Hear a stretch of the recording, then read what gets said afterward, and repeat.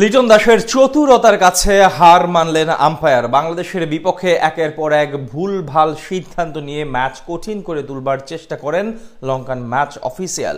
প্রথম 2 ওভারেই দিয়েছেন 2টা বিতর্কিত সিদ্ধান্ত, যেখানে পক্ষপাতিত্বের শিকার টিম টাইগার্স। লিটনের চতুরতা এবং আম্পায়ারদের অদ্ভুত সব সিদ্ধান্ত নিয়ে বিস্তারিত জানব রিপোর্ট।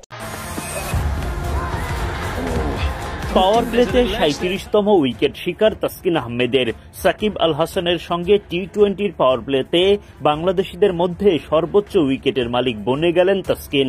হংকং ব্যাটারের উইকেট শিকার করে তানজিম সাকিব দেখালেন আগ্রাসী উদযাপন। চোখ ধাঁধানো ক্যাচ মুস্তাফিজুর রহমানের। বাংলাদেশ বরাবরই চেষ্টা করে গেছে হংকংকে চেপে ধরতে, যদিও তারা টেস্ট খেলুড়ে দলটার বিপক্ষে লড়াকু ব্যাটিংই করে গেলেন।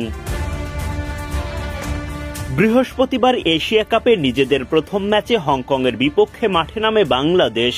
টস জিতে আগে বোলিংয়ের সিদ্ধান্ত নেন অধিনায়ক লিটন দাস। ইনিংসের দ্বিতীয় ওভারেই হংকং দুর্গে বাংলাদেশের আঘাত। তাসকিন আহমেদের বলে ক্যাচের শিকার অংশুমান রাত, কিন্তু আম্পায়ার দেন নট আউটের সিদ্ধান্ত। তবে তাসকিন ছিলেন আত্মবিশ্বাসী, সায় দেন অধিনায়ক লিটনও। রিভিউ নিয়ে সাফল্য পায় বাংলাদেশ। মাত্র 7 রানেই প্রথম উইকেটের পতন হংকংয়ের। বাংলাদেশের হয়ে দ্বিতীয় উইকেটের পতন ঘটান তানজিম সাকিব। হংকং ব্যাটার বাবর হায়াত ছক্কা হাঁকালে সেটা মেনে নিতে পারেননি সাকিব।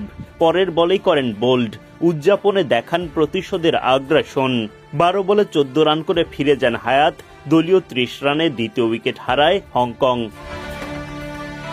তানজিম সাকিব নিজের দ্বিতীয় শিকারে পরিণত করেন জিশান আলীকে। তবে এই উইকেট শিকারে মুস্তাফিজুর রহমানেরও অবদান কম না। দৌড়ে গিয়ে দুর্দান্ত একটা ক্যাচ নেন তিনি। 2 ওপেনার তামিম ইমনের পর বোলার সাকিব গিয়েও বাহবা জানান দ্য ফিজকে। 3 উইকেট হারিয়ে 11 ওভার শেষে 71 রান করে হংকং। রিশাদ মুস্তাফিজের রান আউটের সুবাদে হংকং অধিনায়কের বিদায় ঘটে। হংকং খর্বশক্তির দল হিসেবে শেষ পর্যন্ত চ্যালেঞ্জিং পুঁজিরই দেখা পায়।